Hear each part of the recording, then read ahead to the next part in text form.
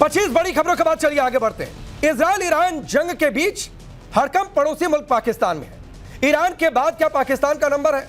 क्या बमबारी का अगला टारगेट पाकिस्तान हो सकता है? इसकी चर्चा खुद पाकिस्तान में जोरों पर चल रही है। दूसरी ओर तालिबान लगातार अलग अलग जगहों पर ठोक रहा है, उसकी चौकियों पर कब्जा कर रहा है और उसकी तस्वीरें और सबूत भी दुनिया के सामने रख रहा है। ऑपरेशन सिंदूर को लेकर खौफ में पहले से ही पाकिस्तान जी रहा था, लेकिन पाकिस्तान का यह खौफ उनके हुक्मरानों और मुनीर का डर वहां के राष्ट्रपति जरदारी की जुबान पर आ गया। पाकिस्तान के राष्ट्रपति जरदारी ने वहां की संसद के संयुक्त सत्र में कहा कि भारत को बातचीत की टेबल पर आ जाना चाहिए। तो वहीं दूसरी ओर भारत के रक्षा मंत्री राजनाथ सिंह ने दोबारा कह दिया कि इस बार जंग हुई तो ऐसा हाल करेंगे कि दुनिया देखेगी। आप सोचिए कि भारत ने हमेशा बातचीत के साथ शर्त रखी है और शर्त यह कि आतंक छोड़ो, पीओके वापस करो, जिस दिन कहो बातचीत कर लेंगे। लेकिन जरदारी कह रहे हैं कि भारत युद्ध की तैयारी कर रहा है, बातचीत की टेबल पर आना चाहिए। जरदारी ने बातचीत की पेशकश की, लेकिन डर के मारे फिर वही पुरानी परमाणु बम वाली गीदड़ भभकी भी दे डाली जो पाव भर के धमकियां दी जाती हैं। पाकिस्तान में डर इस बात को लेकर भी है कि ईरान में सत्ता परिवर्तन हो गई, वहां तक मोसाद आ जाएगा, उसका सामना कैसे करेंगे? तालिबान पहले से ठोक रहा है, भारत से संबंध अच्छे नहीं, आतंक का रास्ता छोड़ेंगे नहीं तो संबंध अच्छा कब होगा यह कोई जानता नहीं है। वहां की आवाम और पत्रकार हुक्मरानों को कोसने के साथ साथ आईना भी दिखा रही है। जिन शहबाज शरीफ ने, आपको तस्वीरें याद होंगी कि किस तरह अमेरिकी राष्ट्रपति ट्रंप को नोबेल प्राइज के लिए नॉमिनेट किया था, अब खामेनेई नहीं रहे, मारे गए हैं। तो अमेरिका विरोधी प्रदर्शन पाकिस्तान में हो रहे हैं और इसी बीच आईना भी दिखाया जा रहा है। वहां के लोग और वहां के पत्रकार हुक्मरानों को आईना दिखा रहे हैं। पाकिस्तान के पंजाब की सीएम और शहबाज शरीफ की भतीजी मरियम नवाज से पूछा जा रहा है कि क्या अभी ट्रंप को नोबेल प्राइज दिलवाएंगे क्या? पाकिस्तान डर के साए में जी रहा, डर की ईरान में सत्ता परिवर्तन हुई, इजराइल की मोसाद उसकी सीमा तक पहुंचा, उधर तालिबान है, इधर भारत है। अब आपका परिचय मैं आज के मेहमानों से करवाता हूं।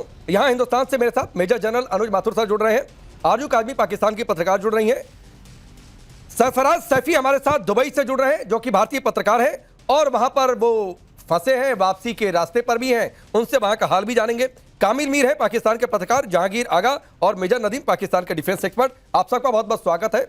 सरफराज सैफी, सबसे पहले आपसे शुरू करता हूं और सवाल भाई बहुत सीधा सा है, क्या हालात दुबई में आपके इर्द गिर्द, क्या कुछ आपने देखा पिछले 2-3 दिनों की अगर मैं बातचीत करूं? देखिए, हालात तो फिलहाल सामान्य हैं, क्योंकि बहुत ज्यादा टेंशन यहां पर दुबई शहर में नहीं दिख रही है।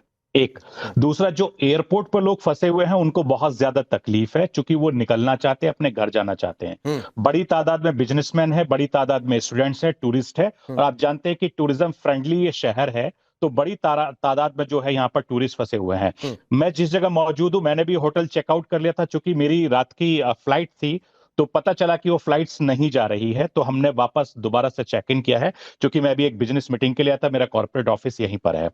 तो आवाजाही है, क्योंकि मैं आपके दर्शकों को यहाँ की तस्वीर भी दिखाना चाहता हूँ कि जिस तरह की देखिए, ये आप तस्वीर देखिए, मैं इस समय बुर्ज खलीफा के बिल्कुल नजदीक हूं, आप सामने देख पा रहे होंगे। ये ट्रैफिक है, जो आवाजाही है वो अमूमन रोज की तरह तो नहीं है, लेकिन थोड़े कम है, क्योंकि वर्क फ्रॉम होम करने की यहाँ की सरकार ने इजाजत दे रखी है। ये आप तस्वीरें देखिए, और जिस तरह की चीजें यहाँ पर हो रही थी, तो बहुत ज्यादा लोगों में टेंस का माहौल तो है, लेकिन खासतौर से जो टूरिस्ट हैं, जो बाहर के लोग हैं, वो निकलना चाहते हैं, जो अपने घर जाना चाहते हैं, वो ज्यादा परेशान है। जैसे मान लीजिए कि जिनके जो यहाँ शादी के लिए कपल्स आए थे, कई मेरी ऐसी फैमिलीज से मुलाकात हुई है जो परेशान थे। हम भी चूंकि एयरपोर्ट गए थे, तो हमें भी लगा कि एमिरेट्स की फ्लाइट्स या शुरू हो गई हैं, तो बाकी लोगों को निकाला जाएगा, लेकिन कुछ फ्लाइट्स टर्म्स एंड कंडीशन के साथ वो गई हैं, लेकिन बाकी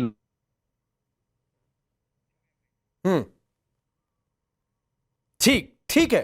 कुछ नेटवर्क में दिक्कत आ रही है, एक बार फिर कनेक्ट करिए, जैसे कनेक्ट होते हैं सरफराज तो मैं उधर का रुख करूंगा। लेकिन मेजर नदीम, एक कमेंट्री हमने सुनवाई थी और पाकिस्तान के आपके राष्ट्रपति का एक बयान भी सामने आया, डर तो है? नहीं, अल्हम्दुलिल्लाह अल्लाह ने हमारा काफी बंदोबस्त किया हुआ है। हाँ। और डर इसलिए नहीं है कि आप देखें कि अभी सऊदीया के साथ हमारा डिफेंस म्यूचुअल एग्रीमेंट हो गया, उससे हमें एक और सेकेंड स्ट्राइक कैपेबिलिटी मिल गई। सेकेंड स्ट्राइक कैपेबिलिटी इस तरह मिल गई कि अब हम बिल्कुल इजराइल के करीब बैठे हुए हैं, वहां हमारे इंशाल्लाह बैलिस्टिक होंगे, क्रूज होंगे और न्यूक्लियर एसेट्स होंगे इंशाल्लाह, और F-16 भी और JF-17 भी होंगे। तो हमारे पास ये अल्हम्दुलिल्लाह एक क्लोज उसके प्रॉक्सिमिटी में हमें एक जगह मिल गई जहां से हम क्रूज मिसाइल भी उस पर फायर कर सकते हैं। अगर उसने पाकिस्तान की तरफ देखा तो बिल्कुल सही है, हमने अपना पोस्चर तो ये पहले से ही बनाया हुआ है कि भाई अगर हम मिटे तो मिटा भी देंगे, पहले मिटा देंगे इंशाल्लाह मिटने से पहले। तो ये हमारा एक लोगो है, या कह लें कि ये हमारा मोटो है या पोस्चर है। तो हमने सबको बता दिया कि पाकिस्तान के साथ आपने कोई इस तरह की कोई करने की कोशिश की तो इंशाल्लाह वी विल सॉर्ट यू। अब मैं आपसे मैंने भारत को लेकर सवाल पूछा, आप इजराइल पर चले गए, सरफराज सफी जुड़ गए हैं, फिर मैं उधर का रुख कर लेता हूं, फिर मैं बाकी सबके पास आऊंगा। सरफराज भाई, पाकिस्तान के डिफेंस एक्सपर्ट कुछ मेहमान भी यहां पर हैं, वो मैं सवाल पूछा कि जरदारी का डर सामने आ गया, भारत से फिर बातचीत की पेशकश, वो फिर इजराइल इजराइल इजराइल। अच्छा, अमेरिका का कोई नाम नहीं ले रहा है। मरियम शरीफ से यह पूछा गया कि क्या फिर डोनाल्ड ट्रंप को नोबेल प्राइज के लिए नॉमिनेट करवाएंगे, आरजू भी मुस्कुराने लगी, तो वो जवाब ही नहीं दे रही हैं। अच्छा, दूसरी बात है कि उन्होंने एग्रीमेंट भी किया सऊदी से कि हम तुम पर हमला तो हम पर हमला, उससे भी पीछे भाग गए। कतर ने चेतावनी दी है कि ईरान अगर नहीं रुका तो उस पर हम अटैक शुरू कर देंगे। पूरे मुस्लिम मुल्कों को सरफराज, क्या आप दुबई में रहकर महसूस कर रहे हैं कि पाकिस्तान ने अपना दुश्मन बना लिया है जो ठेकेदारी करने की बात करता था? देखिए जहां तक पाकिस्तान की बात है तो आरजू, चूंकि मेरी बहुत पुरानी दोस्त हैं, आप भी जानते हैं, तो वो बेहतर तरीके से पाकिस्तान में रह के समझा आपको बता देंगे। पाकिस्तान का रवैया कैसे रहा है हिंदुस्तान के साथ, वो आपने देखा, ये हम पहले से ही देखते चले आ रहे हैं, किसी भी टाइम के देखें। जहां तक हिंदुस्तान की बात है, देखिए हिंदुस्तान एक ऐसा मुल्क है जो दुनिया के तमाम मुस्लिम मुमालिक के साथ दोस्ती रखता है। हिंदुस्तान के प्राइम मिनिस्टर नरेंद्र मोदी साहब, हर मुल्क के साथ उनकी बहुत बेहतरीन दोस्ती है। आप देखिए यूएई के राष्ट्रपति के साथ उनकी कितनी अच्छी नजदीकियां, कतर कुवैत के साथ कितनी अच्छी नजदीकियां हैं, सऊदी के साथ कितनी अच्छी हैं, इजराइल के साथ या यूएस के साथ में भी। तो जितने भी मुस्लिम ममालिक है, खासतौर से प्रधानमंत्री नरेंद्र मोदी के साथ बहुत अच्छे रिश्ते हैं।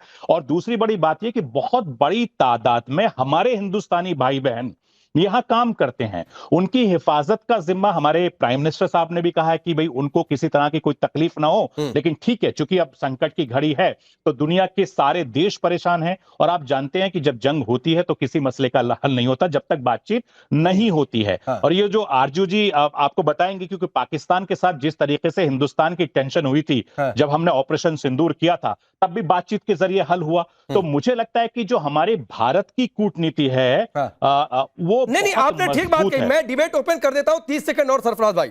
और सवाल ये कि दुबई या फिर सऊदी में भी आपके मित्र होंगे, चूंकि उधर आपका बिजनेस भी है, क्या सेंटिमेंट है पाकिस्तान को लेकर, क्या लोग सोचते हैं? देखिए मैं अमूमन देखिए गल्फ कंट्रीज के अंदर जितने भी पाकिस्तान के लोगों से आप मिलोगे तो वो हमको अपना बड़ा भाई कहते हैं, ये सच्चाई है। और आप जब बांग्लादेश के लोग यहां मिलेंगे, चूंकि हिंदुस्तान और पाकिस्तान और बांग्लादेश के लोग बड़ी तादाद से बड़े जमाने से मुस्लिम मुल्कों में काम करते हैं और एक साथ रहते हैं, इसमें कोई शक की बात नहीं है। क्योंकि आप चाहे सऊदी अरब जाएंगे, चाहे दुबई यूएई जाएंगे, मेरे पूछने का मतलब पाकिस्तान की हरकतों को लेकर सेंटिमेंट के हिसाब से।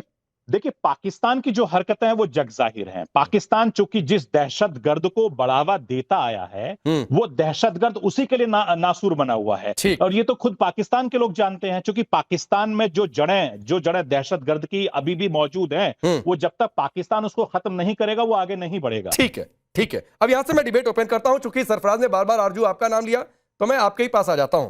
एक ख्वाजा आसिफ की भी बाइट आई है, शायद उन्होंने सोशल मीडिया पोस्ट किया है कि इस्लामी दुनिया पर इजराइल ने युद्ध थोपे। एक आखिरी लाइन में बस पढ़ता हूं कि अफगानिस्तान, ईरान, भारत को मिलकर पाकिस्तान विरोधी एजेंडा चल रहा, और यह है कि ईरान के जरिए मोसाद जो है वो पाकिस्तान की सीमा तक आ जाए। देखिए, ये तो हमेशा से ही हमारे यहाँ कहा जाता है कि भारत जो है वो सबको अपने साथ मिलाकर हमारे खिलाफ साजिशें कर रहा है, और ये चीज मेरे ख्याल है बहुत पुरानी हो गई है और अब पब्लिक इस पे यकीन भी नहीं कर रही है। लेकिन ये जरूर है कि अगर ईरान में गड़बड़ चल रही है या अफगानिस्तान में हो रहा है तो जाहिर उसका असर तो पाकिस्तान पे पड़ेगा ही, लेकिन भारत के ऊपर भी आ सकता है। आप लोग भी जाहिर बॉर्डर शेयर करते हैं, और इसलिए ये ना समझें कि सिर्फ हमारी ही मुसीबत आएगी और आप लोग जो है वो बड़े आराम से जो है ना होली मनाते रहेंगे, ऐसा नहीं होगा।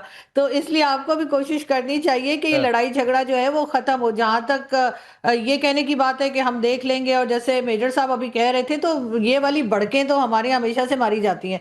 अब हम ये तो नहीं कह सकते ना कि ये लोग अटैक कर देंगे तो हम क्या करेंगे, क्योंकि अगर हमारे अंदर इतना दम होता तो शायद अभी अफगानिस्तान को हमने कंट्रोल कर लिया होता, लेकिन ऐसा नहीं है। तो मेरा ख्याल है थोड़ा सा संभल के पाकिस्तान को अपनी पॉलिसीज देखनी चाहिए। ठीक है, कामिल मीर, कुछ समझ में आया? पहले सरफराज, अब आरजू की बात है। मुझे ये समझ आया और मैं कुछ आप लोगों को समझाना भी चाहता हूँ कि जिस तरह पाकिस्तान ने 6 मई को इंडिया को मायूस नहीं किया था, तो अब बेफिक्र हैं, जब इसराइल आएगा तो हम उसको भी मायूस नहीं करेंगे। हमें अपनी पूरी ताकत पे पूरा एतमाद है हाँ। और पाकिस्तान एक न्यूक्लियर ताकत है और पाकिस्तान को दुनिया के किसी मुल्क से कोई डर नहीं है। सिंपल सी बात है जो आपको मैं समझाना चाहता हूँ, अगर आप ये समझना चाह रहे हैं तो। कामिल मीर, देखिए सरफराज कुछ कह रहे हैं। राकेश भाई, इनको कह दीजिए फिलहाल अफगानिस्तान को संभाल लीजिए, बलूचिस्तान को संभाल लीजिए, हिंदुस्तान की तो बात ही छोड़ दीजिए। अफगानिस्तान को तो देख लें कि हम हर रोज पाकिस्तान के फाइटर्स वहां पे जाते हैं और वहां पे उनको जो उनके साथ हो रहा है, अफगान जो दहशतगर्द वहां पे छुपे हुए हैं, पूरी दुनिया उसको रिपोर्ट कर रही है। कल न्यूयॉर्क टाइम्स ने भी रिपोर्ट किया उसको। और वहां पे जो इंडियन स्पॉन्सर जो दहशतगर्दी हो रही है, इंडिया और इसराइल मिलकर जो पाकिस्तान को नुकसान पहुंचाने की कोशिश कर रहे हैं और पाकिस्तान उसका मुंह तोड़ जवाब दे रहा है। देखिए, तो हिंदुस्तान पाकिस्तान को तो कोई खतरा हमेशा नहीं है। से अमन पाकिस्तान पसंद के देश पास रहा है, ये आप समझ लीजिए। हिंदुस्तान हमेशा से अमन पसंद रहा है। जी, हिंदुस्तान की हम भी संस्कृति, ये हिंदुस्तान सोचते थे की कि इंडिया तहजीब की एक वजह अमन से पसंद मुल्क है आज और बड़ा पाकिस्तान मुल्क वजूद है, में है साहब। लेकिन इंडिया बड़ा मुल्क तो है, लेकिन उसका दिल बहुत छोटा है, बहुत छोटा अरे दिल है। ऐसी बात पाकिस्तान नहीं को है। उसने तस्लीम नहीं किया। उसने जितना तभी तो बड़ा हमारे मुल्क है उतना बड़ा दिल होना तभी तो चाहिए हमारे था, प्राइम लेकिन इतना मिनिस्टर बड़ा के दिल पास। है नहीं आपका। अरे नहीं नहीं नहीं नहीं नहीं नहीं नहीं, आप गलत सोच रहे हैं दोस्त, कि हिंदुस्तान, देखिए आप ये मान नहीं, लीजिए मेरे कि सोचने से हिंदुस्तान तो नहीं बड़ा होता। भाई है। हिंदुस्तान इंडिया के के जो साथ जो एक्शन है वो रिश्ते बता मजबूत रहे रख हैं के कि चलोगे, इंडिया बड़ा वो मुल्क तो ज्यादा है, अच्छा लेकिन रहेगा उसके आपके जो लिए। दिल है वो बहुत छोटा है। नहीं, दिल बहुत बड़ा आपको है, ये तभी बात तो हमारे माननी प्राइम मिनिस्टर चाहिए। नवाज शरीफ को गले लगाते हैं, तभी तो हमारे प्राइम अब मिनिस्टर आप इमरान देखिए ना, खान को मोहलत आपका जो देते हैं। आपका नवाज शरीफ आपका साहब जो को मोहलत दे मीडिया दी है ना वो हमारे प्राइम मिनिस्टर कितनी ने। पाकिस्तान की देखें सरफराज, आप खुद इंडियंस हैं तो आपको पता होगा कि इंडियन मीडिया कितना प्रोपेगेंडा करता है पाकिस्तान के खिलाफ। बेशक मुझे पता है कि आपकी अच्छा, मजबूरी, आप नहीं मानेंगे इस बात को, लेकिन इंडियन पाकिस्तानी मीडिया ने मीडिया कुछ माफी नहीं करता मांगी है। थी 6 मई के बाद जो कुछ हुआ था पाकिस्तान के साथ, जिस तरह उन्होंने अच्छा लाहौर की चलिए, पोर्ट के ऊपर अब कब्जा सुनिए कर लिया था, सब कुछ कामिल किया था। मीर, एक तो खुदा के लिए, भगवान के लिए, कम से कम इस डिबेट तो में मैं ये परमाणु बम कहना को बाहर सिर्फ रख ये दीजिए। चाहता हूं कि हम इस आपको डिबेट में भी मायूस सर आप नहीं, परमाणु बम को बाहर नहीं रख पा रहे हैं। था 6 मई को, आपके हुक्मरान बोले, आपके नेता बोले, कम से कम मेजर नदीम बोले, फिर भी समझ में आता है। मैं तो भारत के पास कितनी मिसाइलें हैं, कितने परमाणु बम, मैं तो इसकी चर्चा भी नहीं कर रहा हूं। लेकिन माथुर सर, ये डिबेट हो, जंग का मैदान हो, इनके नेता हो, इनके जनरल हो, इनके प्रेसिडेंट हो, सबकी जुबान पर डर है, सबकी जुबान पर परमाणु बम है। वो नेता भले आजकल चुप है जो पापा भर के परमाणु बम, 100 ग्राम 200 ग्राम के परमाणु बम की धमकी देते थे। देखिए राकेश, इस प्रकार की परमाणु बम की धमकी वही देता है जो खौफजदा होता है। जो खौफजदा नहीं होता वो कभी धमकियां नहीं दिया करता। मैं आपको एक बात बताता हूं राकेश की, जो जो आपको आपको जिस प्रकार से असीम मुनीर ने फ्लोरिडा में जाकर के ये कहा था कि अगर हमारे ऊपर एग्जिस्टेंशियल थ्रेट आया तो हम आधी दुनिया को तबाह कर देंगे। इससे दो बातें राकेश बिल्कुल साफ हो गई थी उस टाइम पर, कि पहली बात, भारत पाकिस्तान के लिए एग्जिस्टेंशियल थ्रेट करने की कुव्वत रखता है, उसकी ताकत है उसके पास। दूसरा कि आप एक बहुत इररिस्पॉन्सिबल न्यूक्लियर पावर है। जो व्यक्ति बात बात पे न्यूक्लियर पावर का इस्तेमाल करने का की धमकी देता है, वो मुझे एक minute please, did I talk? Mir साहब, मैंने आप जब बोल रहे थे, मीर साहब जब आप बोल रहे थे, मैंने कुछ नहीं कहा। आप भी सुनने की भी वो रखिए थोड़ी सी, है ना, थोड़ी सी सुनने की भी रखिए, क्योंकि प्रोपेगेंडा की बात हो रही थी। आप लोग तो भारतीय चैनल पे आके भी पाकिस्तान का प्रोपेगेंडा करते हैं। प्रोपेगेंडा की बात आप ना करें। प्रोपेगेंडा वॉरफेयर पाकिस्तान का इकलौता हथियार बच गया है, ये भी याद रख लें आप। और जब आप बार बार कह रहे हैं कि हम ये कर देते वो कर देते, 3 दिन में इंडिया गिरा दिया, और 6 दिन हो गए अफगानिस्तान पकड़ में नहीं आ रहा आपको, और आप कह रहे हो 3 दिन में आपने इंडिया गिरा दिया। तो आपको मैं इतना बताता हूं, देखिए मेरी बात सुनिए, खौफ जब होता है तब इस प्रकार की बातें हुआ करती हैं, पहली बात। दूसरी बात, और मैं एक चीज पे कमेंट करना चाहता हूं, किसी ने कहा कि मोसाद यहां आ जाएगा और वहां से वो कर देगा। मोसाद एक ऐसी ताकत है, उसको कहीं जाने की जरूरत नहीं है। वो 4000 मील दूर जाकर के एंटीबे में रेड करके और वहां से अपने बंधकों को छुड़ा के ला सकता है। तो उसको आप सोचिए नहीं, वो ऑलरेडी उनको अगर करना होगा तो नहीं माथुर सर, वो तो जो कमेंट्री वहां पर चल रही है उस आधार पर मैंने उसको कोट कर दिया था। जहांगीर भाई आपके पास आता हूं, मुझे एक सवाल का जवाब दीजिए। इजराइल को खूब कोसा जा रहा है, लेकिन कोई अमेरिका का नाम क्यों नहीं ले रहा आपके यहां? कम से कम जनता तो फिर भी ले रही है, लेकिन आपके हुक्मरान, आपके जनरल कोई नाम नहीं ले रहा। अच्छा सर, वो आपने कामिल भाई से जो है सवाल किया था, लेकिन मैं थोड़ा सा रिप्लाई देना चाहूँगा। देखें, इंडिया जो है बड़ा भाई बनने की कोशिश करता है, कभी ईरान का, कभी इजराइल का, कभी फादर ऑफ दी इजराइल हो जाता है, कभी मदर ऑफ दी इजराइल हो जाता है। तो सुनिएगा कि चले, हमारा तो कंप्रोमाइज करा दिया ट्रम्प ने, अब आप जो है थोड़ी सी ताकत दिखाएं और जहां इजराइल और ईरान का जो है कंप्रोमाइज करा दें सर, सालसी दिखा दें। और हम जो है, आपने दूसरा सवाल किया कि जो है पाकिस्तान क्या कर रहा है। पाकिस्तान ने जो है खाड़ी के देशों से जो है मुलाकात की है, पाकिस्तान के फॉरेन मिनिस्टर ने बातचीत की है और हम चाह रहे हैं कि सालसी हो जाए पाकिस्तान की और गल्फ कंट्रीज के बीच, ईरान की और गल्फ कंट्रीज के बीच में जो मामला चल रहे हैं उसमें काफी सारी जो जाने जाया हो रही है मासूम लोगों की, बनिस्बत के वार जो है इजराइल और अमेरिका और ईरान की है, वहां पे जो है मासूम लोग मारे जा रहे हैं, चाहे वो इंडिया के हों, चाहे पाकिस्तान के हों, चाहे बांग्लादेश के हों, चाहे फिलिपाइन के हों, उनका इस वार से कोई ताल्लुक नहीं है। तो बनिस्बत के यहाँ पे चले सीधा इजराइल और ईरान का चले तो बेहतर यही होगा। और पाकिस्तान की नहीं, मैं आपसे सवाल कुछ और पूछा, आप कहीं और पहुंच गए, जाना था जापान, चले गए अमेरिका, ऐसा थोड़ी नहीं होता है। मैंने आपसे सवाल ये पूछा था कि आपके हुक्मरान और जनरल्स जो हैं वो अमेरिका का नाम क्यों नहीं ले रहे हैं, इजराइल का तो नाम ले रहे हैं, अमेरिका का क्यों नहीं ले रहे हैं? अच्छा सर सुनिएगा, क्योंकि कल वाली आप प्रेस कॉन्फ्रेंस की बात कर रहे हैं तो मैं इन जनरल पूछ रहा हूं। मरियम नवाज, मरियम शरीफ से एक रिपोर्टर ने 2 मिनट तक पूछा, जवाब ही नहीं दे पाई, नाम ही नहीं ले पाई कि डोनाल्ड ट्रंप को फिर से नोबेल प्राइज दिलवाएंगे क्या। वो जवाब ये आ रहा है उस सवाल का कि भाई शहबाज शरीफ पाकिस्तान के लिए बहुत अच्छा कर रहे हैं, जबकि सवाल ये था भी नहीं। देखें, ये तो बच्चा बच्चा जानता है कि जंग किसने छेड़ी है, ईरान पे किसने मुसल्लत की है और अयतुल्लाह खुमैनी को किसने शहीद किया है। बेहतर यही है कि मरियम नवाज शायद रोजे में होगी तो उसका जो है ना एनर्जी साथ नहीं दे रही होगी, अच्छा। या शायद अमेरिका का नाम भूल गई होगी, लेकिन मैं उसका जवाब दे देता हूँ। अमेरिका ने ये जो है इलीगल अटैक किया है ईरान पे, जिसमें बच्चे 150 से ज्यादा बच्चियां जो है शहीद हुई हैं प्राइमरी स्कूल में और 700 से ज्यादा जो लोग शहीद हुए। नहीं, आरजू यहाँ पर चार जो है, 4 अपने पैनल पर आप हैं, 3 ये और सरफराज भाई, मुझे लगता है कि चारों लोग रोजे से ही होंगे। लेकिन रोजे में मैं नहीं धर्म की बातों पर टिप्पणी करता हूं, लेकिन इतनी कमजोरी आ जाती है कि अमेरिका का नाम नहीं लेंगे, पूरी दुनिया की बातचीत कर लेंगे। देखिए अमेरिका का नाम कैसे लेंगे, अमेरिका से ही कह के तो सऊदी अरब से पैसा पकड़ते हैं, अमेरिका से कह के वर्ल्ड बैंक IMF से पैसा हमें मिलता है। अब ये कह के आप क्या चाह रहे हैं कि हमें जो 2 रोटियां मिल रही हैं वो भी बंद हो जाएं?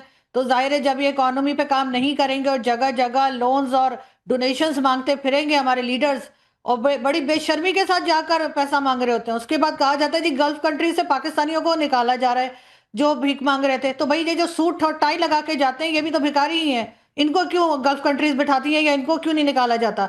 जब तक ये हरकतें करते रहेंगे तो आपका ख्याल है कि अमेरिका का नाम ले सकेंगे? इस वक्त जो अमेरिकन कॉन्सुलेट से स्ट्रेट फायर किया गया पाकिस्तानियों के ऊपर, इनकी आवाज नहीं निकली, वरना इनको कहना चाहिए था कि हमारी जमीन से निकलो, उनका नहीं, एक तस्वीर तो ये भी आई, आपने अच्छा जिक्र छेड़ा, मैं आ रहा हूं जहांगीर आपके पास। एक तस्वीर तो ये भी आई कि जो भीड़ वहां पर पहुंची हुई थी उस भीड़ ने पहले अमेरिकन कॉन्सुलेट पर फायरिंग की है, ये तस्वीर सामने आई है, और उसके बाद उसका रिप्लाई वहां के मरीन कमांडोज ने दिया और 1 दर्जन से ज्यादा लोग पाकिस्तान के मारे गए हैं। बिल्कुल लोग मारे गए हैं और जाहिर है कि ये तो ये समझ रहे थे कि शायद कोई प्रोटेस्ट करेगा ही नहीं और चाहते भी नहीं थे कि कोई प्रोटेस्ट करे ईरान के लिए, क्योंकि इन्हें अमेरिका को खुश करना है, इसलिए कि डोनाल्ड ट्रंप तो इनसे पूछेंगे ना कि भाई तुम्हारी कंट्री में क्या हो रहा है कि मेरी कॉन्सुलेट पे अटैक हो रहा है और मुझे बुरा भला कहा जा रहा है। तो इस वक्त जो कुछ लीडरशिप ने करना तो वो आम लोग कर रहे हैं। ठीक, बोलिए जहांगीर। कमजोरी इतनी है कि अमेरिका का नाम नहीं लेंगे, लेकिन इतनी ताकत भी है कि परमाणु बम की धमकी देंगे, इतनी ताकत भी है कि इधर उधर की बातचीत करेंगे। अच्छा, मेरा सवाल थोड़ा सुकून से सुनिएगा, जवाब सुकून से सुनिएगा। हाँ। देखें सर, ये इंटरनेशनल प्रोटोकॉल है, चाहे इंडिया की, इवन पाकिस्तान और इंडिया के हालात सही नहीं है, लेकिन कोई कानून पाकिस्तानी किसी भी अधिकारी को या किसी भी पाकिस्तान के बंदे को, सिविलियन को राइट नहीं देता कि इंडिया के एम्बेसी में जाएं बगैर इजाजत के, क्योंकि इंडिया हर किसी एम्बेसी की डिग्निटी होती है, ऐसे समझा जाता है कि वो उसी मुल्क की जो है स्टेट है, वहां पे ना इवन तो इजराइल की अगर एम्बेसी है यूएई में, तो कोई भी अधिकारी या कोई भी बंदा बगैर परमिशन के, चाहे उनका प्रेसिडेंट क्यों ना हो, उसको ये हक हासिल नहीं है जाए। जिन लोगों ने भी कानून हाथ में लिया है, जो चीज की है, उनको भुगतना पड़ा है और वो अमेरिका का कानून वहां पे लागू होता है, पाकिस्तान का नहीं होता। अच्छा, दूसरा सवाल आप सुन ले। देखे, सबसे ज्यादा जो नुकसान हुआ है इस जंग में, सबसे ज्यादा इंडिया क्या हुआ है, क्योंकि चाबहार पोर्ट अभी मैं देख रहा था कोई भाई, मैं आपसे पाकिस्तान का पूछ रहा हूं, आप इंडिया की चिंता किए जा रहे हैं। मैं पूछ रहा हूं कि अमेरिका का नाम क्यों नहीं ले रहे हैं। मैं आ रहा हूं जनरल साहब आ रहा हूं। सरफराज जुड़ गए, चूंकि सरफराज भाई आप डिस्कनेक्ट हो गए थे बीच में। एक तर्क यहां पर दिया गया जहांगीर के द्वारा, और तर्क ये दिया गया कि मरियम नवाज ने इसलिए अमेरिका का नाम नहीं लिया क्योंकि रोजे से होंगी, कमजोरी हो गई होगी? पूरी दुनिया की बात कर लेंगे तब ताकत है, अमेरिका का नाम लेते कमजोरी आ जाती है। देखिए अभी एक भाई साहब कह रहे थे, मैं उनका नाम तो खैर नहीं जानता, कि पाकिस्तान जो है वो छोटा भाई था, हिंदुस्तान बड़ा भाई था, बड़ा भाई है और बड़ा भाई हमेशा ही रहेगा। नहीं, ये मैं आप तो जान एक बात लीजिए। कहता हूं सरफराज और भाई, आपको इंटरप्ट कर रहा हूं, एक बात कह रहा हूं, सोशल मीडिया पर कुछ और चलता है, भाई भाई नहीं, ये बिल्कुल। हिंदुस्तान तो बाप है, देखिए, तो बाप बेटे का रिश्ता है, ये भाई वाला रिश्ता कहां इनका- चलता है? मोदी साहब कहते हैं, देखिए मोदी इनका साहब एजेंडा कहते हैं। है, इनका एजेंडा है, ये जानते हैं अच्छे से, इनके हुक्मरान जानते हैं, इनके नेता जानते हैं, और ये अफसर नहीं, पहले से ही इनकी ये पॉलिसी रही है। हाँ। लेकिन कोई बात नहीं, पहले भी जो सरकारें हमारी रही है उन्होंने जवाब दिया। अब तो हिंदुस्तान के दुनिया के ताकतवर नेता प्राइम मिनिस्टर नरेंद्र मोदी साहब हैं, जिनके नाम से ही जो हमारा पड़ोसी मुल्क है, जो हमारे छोटे भाई जी, लोग जी। हैं, वो वैसे ही डर जाते हैं। जी। और चूंकि पाकिस्तान सर, जैसे ही इस वजह मोदी से साहब का ऐसे नाम डर जाते सुनते, हैं भारत कि का वहाँ नाम से सुनते तो हालत खराब हो जो है जाती है। फौजी कहते हैं, इनसे सो जाओ, अफगानिस्तान तो otherwise संभल वहाँ पे नहीं मोदी रहा है, साहब आ ये जाएंगे। हिंदुस्तान को क्या संभालेंगे? बिल्कुल। भाई पहले अफगानिस्तान को संभाल लीजिए, बलूचिस्तान को संभाल हम लीजिए, संभाल रहे हैं उसके बाद हिंदुस्तान। सरफराज भाई हम संभाल रहे हैं, बड़े सुकून से हम संभाल रहे हैं, उनको बड़े सुकून से संभाल रहे हैं, और आपको भी बड़े सुकून से संभाला, इतना संभाला कि आपके तैयारे उड़ नहीं पाते, आपके पायलट डर के मारे ऐसे ही भाई अब माथुर सर आपको लाता हूं, हमारे कैरों को उड़ने की जरूरत इतनी है कि बस अपनी सीमा में ऊपर चले जाएं, वहीं से राफेल जहाज चाहे पाकिस्तान में ठोक देगा, तो नहीं उधर की बातचीत है। माथुर साहब, राकेश, मैं आपके प्रश्न का उत्तर देने से पहले सिर्फ एक चीज और बताना चाहूंगा। इन लोगों को यह भी पता होना चाहिए, अब ईरान की बात कर रहे हैं, अमेरिका की बात कर रहे हैं। पिछली बार जब अमेरिका ने ईरान के ऊपर हमला किया था 12 जून 2025 को, उस दिन भी असीम मुनीर डोनाल्ड ट्रंप के लैब में बैठे हुए थे अमेरिका में जब ये हमला हुआ है। और 6 दिन जब आपके पड़ोस में लड़ाई चल रही है, उसके बाद 6 दिन जाकर के एक देश का सेनाध्यक्ष दूसरे देश में जाकर के बैठ जाता है, एक होटल में रहता 6 दिन। ये बात इनको समझने की है। जहां तक सवाल एयरफोर्स, अफगानिस्तान के पास ना एडी है, ना एयरफोर्स है, ना कोई वर्थवाइल फोर्स है, बावजूद उसके ये लोग उनको पिछले 5 दिन से कुछ नहीं कर पाए हैं, और ये कहते हैं कि हमने 3 दिन में भारत का ये कर दिया, वो कर दिया। ये सब ये भी जानते हैं, हम भी जानते हैं, हमारे जो जहाज थे वो कहां थे, ये बिल्कुल क्लैरिफाई हो चुका है पूरी दुनिया में। और इस ऑपरेशन सिंदूर के बाद राकेश, एक मिनट, इस ऑपरेशन सिंदूर के बाद राकेश, जो असेसमेंट किया गया है उसमें ऑपरेशन सिंदूर में परफॉर्मेंस की वजह से भारत की सेना को और भारत की एयरफोर्स को चीन से भी ऊपर ला करके रखा गया है। ये बात इनको समझ में आने की आवश्यकता है। और फिलहाल आप इस बात को छोड़ें कि आप भारत के साथ क्या कर सकते हैं। 2 जनरेशन पहले ये भी भारतीय थे, 2 जनरेशन ऊपर जाके चेक कर लेंगे तो पता पड़ेगा ये कौन थे। तो भारत को क्या है क्या नहीं है ये सब जानते हैं। ठीक है, मेजर नदीम, मैं आता हूं जहांगीर आपके पास। मेजर नदीम, मैं आपसे पूछ रहा हूं, अमेरिका गुनहगार है या नहीं, या सिर्फ अकेले इजराइल गुनहगार? बिल्कुल गुनाहगार है। वी स्ट्रांगली कंडेम, हमारे डिफेंस मिनिस्टर ने आज भी कंडेम किया है कि जो भी सुपर पावर्स ये इस तरह की जो एग्रेशन, जो भी नहीं भाई, अमेरिका का नाम लेकर जो भी क्या होता है, जी नहीं, जो भी क्या होता है, मैं आपके सामने अमेरिका ने जिस तरह ईरान पे अटैक किया है उसको हम कंडेम करते हैं। ये ईरान की सोवरेनिटी और एक मुल्क की आज़ादी के खिलाफ है। और जिस तरह से उन्होंने वहां पे बगैर किसी वजह की बमबारी की है, ये भी। दूसरी बात ये है कि 3 जनरेशन पहले हम आपके दादा थे, ये जनरल साहब का बता दें कि अब आप दादागिरी बन गए, वो अलग बात है। और आपने मुझे परमाणु बम की तो बात की हुई है, 2 जनरेशन की वजह 3 जनरेशन पीछे चले जाएं तो हम दादा थे और आप दादागिर हैं। तो अल्हम्दुलिल्लाह ये परमाणु बम की आपने मुझे तो इजाजत दी है। तो बात वही है कि आपका सर जनरल साहब, मैंने आपके बीच में नहीं बोला सर, मैंने आपके बीच में नहीं बोला सर, मैंने आपके बीच में नहीं बोला। आप बोल रहे हैं, आप सीनियर है, मैं रुक जाता हूँ, आप बोल रहे हैं, मैं आपका इंतजार कर। नहीं, मैं तो कह रहा हूं कि ये परमाणु बम को क्यों बीच में लाना डिबेट के भाई? बिल्कुल क्यों लेकर आना? मैं तो नहीं लेकर आ रहा हूं, पहले कामिल मीर लेकर आए, फिर नदीम आप लेकर आ गए। ओके, मैं भी नहीं लाता। ठीक है, जनरल साहब ने कह दिया, मैं यहाँ रुक जाऊंगा। देखिए बात ये है, अल्हम्दुलिल्लाह बात ये है कि पाकिस्तान का हमेशा मैंने बताया। अच्छा एक बात मेजर नदीम एक बात बताइए, आपने कहा कि अमेरिका इजराइल ने ईरान की सॉवरेनिटी को चैलेंज किया। मैं कह रहा हूं ईरान ने कतर, कुवैत, सऊदी, दुबई, इन सब की सॉवरेनिटी को चैलेंज किया या नहीं? देखिए ये गलत है और ईरान को ऐसा नहीं करना चाहिए था। ईरान ने लेकिन ये पॉइंट ऑफ स्टैंड लिया है कि वो उन्होंने वहां पे यूएस बेस को अटैक किया है और बैलिस्टिक मिसाइल है वो इतने एक्यूरेट नहीं होते, अच्छा? इसलिए वो दाएं बाएं भी गिर गया है। अब ये उनका point of view What a joke! मैंने तो आपको उनका You are a point soldier, you can't talk like this, please. Mathur Major sir, Nadeem, you are a मतलब soldier, you ballistic cannot talk missile like क्या this उड़ती कि पतंग है क्या? आज इसके छत पर गिरी, कल उसके छत पर गिरी, परसों किसी और के छत पर आपको जाकर गिर मैं गई। एक बात बता देता हूँ कि काफी जिस दाएं प्रकार बाएं से चला जाता है। जो और इसीलिए आप- आपके जो- मुल्क में ये हाल है, इसीलिए आप हर बार आप लोग सऊदी पिटते अरब हैं में मेजर सऊदी नदीम, अरब में इसीलिए आप लोग हर बार पिटते हैं। ऐसी बैलिस्टिक मिसाइल रखेंगे कि आज किसी और की छत पर, परसों किसी और की छत पर। माथुर सर, एक आपकी टिप्पणी फिर आगे बढ़ता हूँ। हाँ, तो मैं ये कह रहा हूँ कि सऊदी अरब की रिफाइनरी पर हमला हो रहा है, दुबई में बुर्ज खलीफा के पास हमला हो रहा है। ये हमले अमेरिकी बेसिस पर नहीं है, ये तमाम हमले ईरान ने इस वजह से कर रहे हैं कि ताकि एक प्रेशर पॉइंट क्रिएट किया जाए और अमेरिका के ऊपर दबाव डाला जाए ताकि वो कहीं ना कहीं इस लड़ाई को रोकने के लिए बाध्य हो जाए। ये बात बिल्कुल क्लियर है। और जो सॉवरेनिटी ईरान ने भी करी है, मैं ये नहीं सपोर्ट कर रहा हूं कि ईरान के साथ जो हुआ वो सही हुआ या गलत हुआ, लेकिन जो ईरान ने किया वो भी गलत है। अगर आपको इजराइल से लड़ना है तो इजराइल से लड़िए, आपको अमेरिका से लड़ना है अमेरिका से लड़िए। अमेरिका का पूरा दो फ्लीट्स वहां पे खड़े हुए हैं, उनके ऊपर हमले करिए। आपके पास बहुत सारी नेवी है, बहुत सारे IRGC के वो हैं। तो ये बात नहीं है, ये अपने को साधने के लिए इन्होंने ऐसे देशों पे हमला किया जैसे कि आप अफगानिस्तान अच्छा पे कर मेजर रहे हैं, नदीम, एक वैसे सवाल, ही ऐसे देशों पे एक हमला किया है। सिचुएशनल सवाल आपसे करता हूं। अगर मान लीजिए ये कॉन्फ्लिक्ट रीजनल वॉर या गल्फ वॉर में कन्वर्ट होता है, अगर गल्फ वॉर में पूरी तरीके से कन्वर्ट हो जाता है, जो हालात लग रहे हैं कम से कम, और जितनी गल्फ कंट्रीज हैं वो मिलकर ईरान पर अटैक कर देती हैं, क्योंकि कतर और सऊदी की ओर से ऐसे संकेत दिए जा चुके हैं। कतर ने तो खुलकर कह दिया है कि नहीं रुकोगे और हम पर हमले करोगे तो हम भाई ठोकेंगे। तो पाकिस्तान क्या अपने पैक्ट के मुताबिक ईरान के खिलाफ लड़ेगा या नहीं लड़ेगा? नहीं, बिल्कुल भी नहीं। इसलिए कि पहली बात तो ये कि ऐसा कोई सिनेरियो डेवलप होने नहीं जा रहा। क्यों ना नहीं ही आपको लड़ेगा? थर्ड वर्ल्ड वॉर इसका होने वाली मतलब है। आप धोखेबाज एक हैं। महीने में ये जंग खत्म हो जानी है। इसका मतलब आप चीटर हैं। नहीं, कोई भी नहीं। यहाँ पे ये सिनेरियो होना ही नहीं वाला। अरे मैं आपसे कह रहा हूं कि अगर हो जाता है तो नहीं है वहाँ वर्ल्ड तो भाई वो प्रिंस, अब मैं दो टिप्पणियां लूंगा यहाँ पर। ठीक है, जो छोटा भाई अटैक किया हुआ है। हाँ, छोटा भाई अटैक किया हुआ है। सरफराज मुनीर ने तो जाकर वहां पर बड़ी डील की थी। मैं इस पर आरजू से भी बैक टू बैक टिप्पणी लूंगा कि भाई तुम पर हमला मतलब हम पर हमला। अब तुम जाकर ईरान पर हमला करोगे तो ये कह रहे हैं कि हम तुम्हारे साथ आकर नहीं खड़े होंगे। तो कहीं वो प्रिंस ये ना कहे कि फिर कान पकड़ कर जाओ बाहर। सिनेरियो ही गलत है। देखिए, पाकिस्तान को तो आसिफ मुनीर में और गड्ढे में डाल दिया है।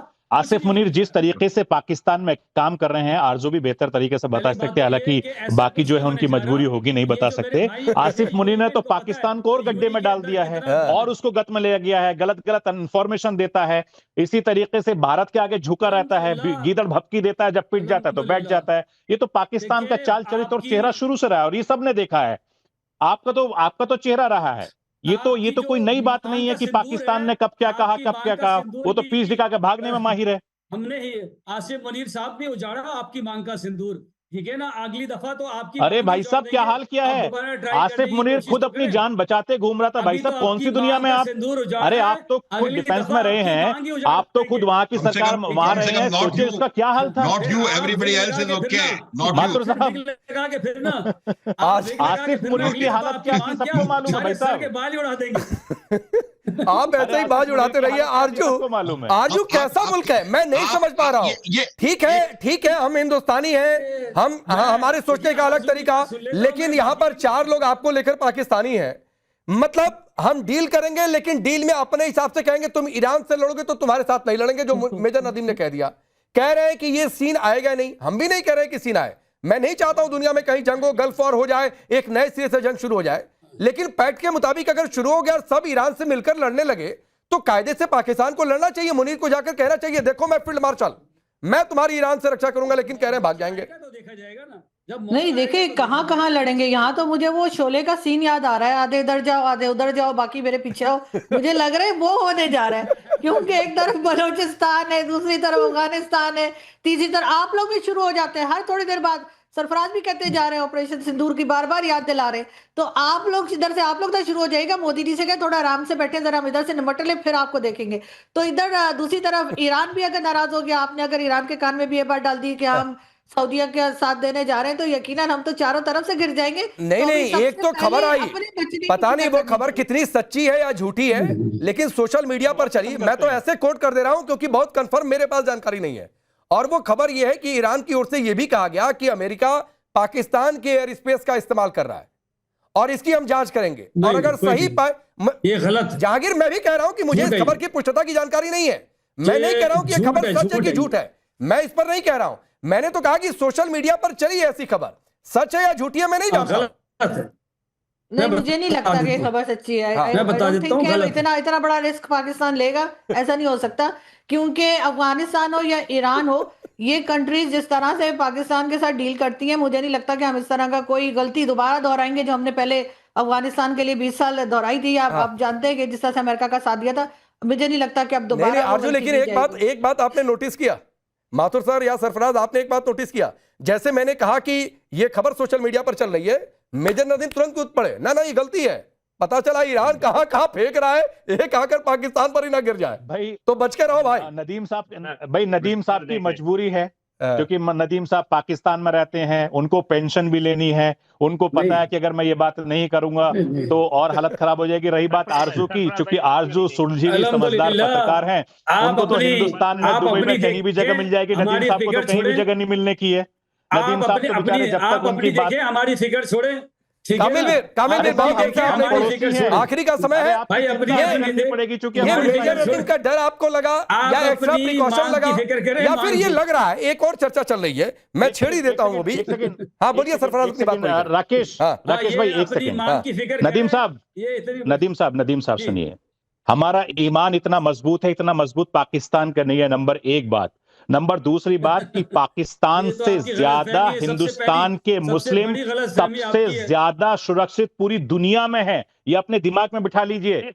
आसिफ मुनीर को भी बता दीजिएगा, शहबाज शरीफ को बता दीजिएगा। ठीक है कामिल वीर, आप किसकी नजर में अच्छे बनेंगे? ईरान की नजर में पता नहीं बनेंगे, अफगानिस्तान की नजर में बन नहीं पा रहे हैं, अमेरिका की नजर में बड़ी दुधारी तलवार है। कामिल मीर, आखिरी 31 सेकंड आपके हैं। जी मैं आपको बताता हूं, अभी ईरान ने यूएन के अंदर 3 मुल्कों का शुक्रिया अदा किया जिसमें पाकिस्तान शामिल है। पाकिस्तान के सऊदी अरेबिया के साथ बड़े अच्छे ताल्लुकात है। और राकेश, मेरे ख्याल से आप सिर्फ इंडियन चैनल्स ही देखते हैं, इंटरनेशनल मीडिया को भी फॉलो किया करें। आज पाकिस्तान के फॉरेन मिनिस्टर ने ये पार्लियामेंट के अंदर खिताब करते हुए बताया कि उन्होंने कैसे ईरान और सऊदीया के दरमियान सालसी करवाने की कोशिश की है।